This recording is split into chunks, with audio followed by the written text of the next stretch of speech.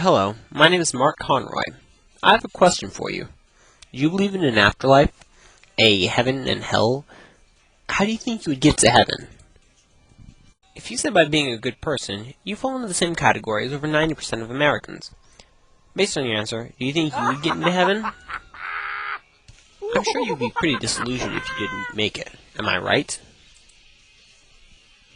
Well now, do you mind if I ask you a few questions, just to see if you've indeed been a good person? Go ahead and answer these out loud or in your head as I go along.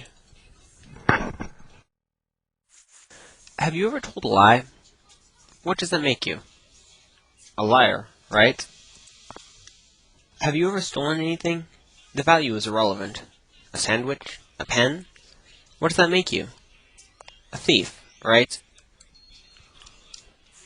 Jesus said that whoever looks lustfully after someone has committed adultery with them in their heart. Have you ever looked lustfully? Have you ever used the Lord's name as a curse word? I mean, have you ever said GD, or put his name in the place of the most foul, disgusting words you can think of? That's called blasphemy. So, my friend, by your own admission, you are a lying, thieving, blasphemous adulterer at heart, and that was only 4 of the 10 Commandments. So let's say that God judges you based on the 10 Commandments when you die. Do you think you would be innocent or guilty? You would be guilty, right? And based on that, do you think you would get into heaven or have to be sent to hell?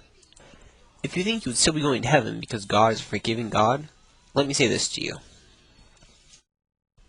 Let's say that you're being charged with breaking several laws, and the judge is your father.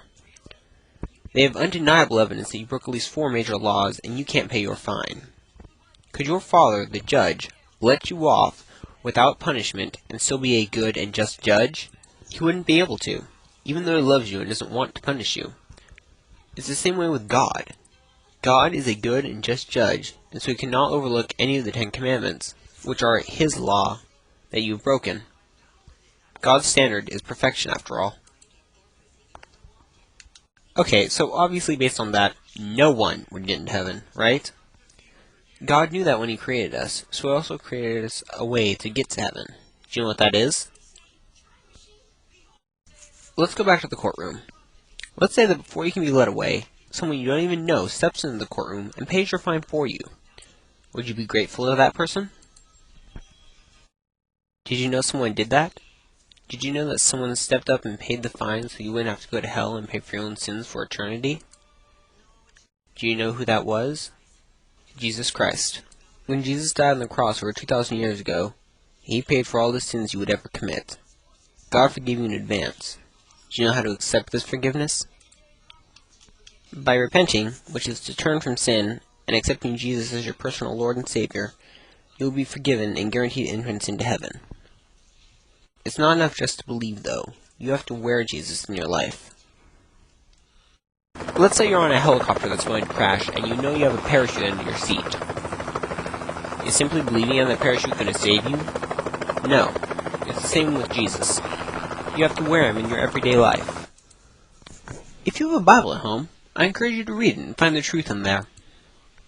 If you don't own one, I encourage you to obtain one and read it. Learn the truth that is in the Bible. Thank you. It was good talking to you.